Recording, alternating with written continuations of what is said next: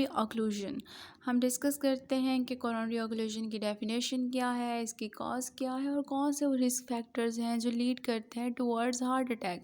क्योंकि जो हार्ट की ब्लड सप्लाई है वो कोरोनरी आर्टरीज़ हैं, यानी कि मेजर जो ब्लड वेसल्स हैं वो कोरोनरी आर्टरीज़ हैं जो सप्लाई कर रही होती हैं।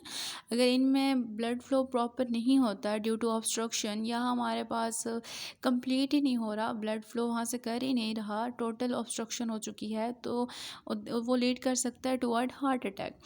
जो कोरोनरी ऑक्लूजन होती है ये हम कहते हैं जब पार्शियल या कंप्लीट ऑब्स्ट्रक्शन हो जाती है ना कोरोनरी आर्टरीज़ में, तो हम उसको कहते हैं कोरोनरी ऑक्लूजन।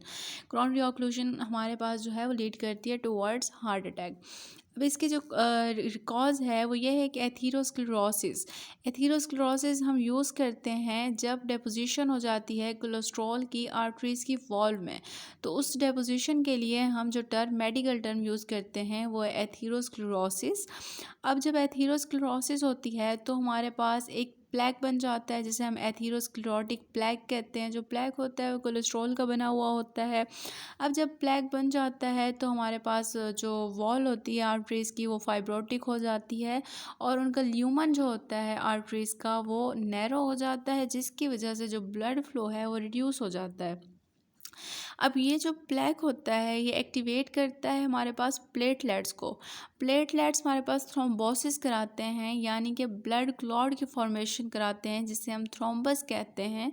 अब जब थ्रोम्बस बन जाता है हमारे पास, तो अगर वो अपनी जहाँ थ्रोम्बस बना है अगर वहाँ से वो डिटैच हो जाता है तो हम उसे कहते हैं एम्बोलिस। यानी कि हमारे पास प्लेटलेट की एक्टिवेशन हुई, उसकी वजह से हमारे पास थ्रोम्बोसिस का प्रोसेस हुआ, ब्लड क्लॉट बना। अब अगर वो क्लॉट अपनी जगह से डिटैच हो जाता है कोरोनरी आर्टरी से, तो जो वो पार्ट होगा थ्रोम्बस का जो डिटैच हुआ है उसे हम कहेंगे एम्बोलिस।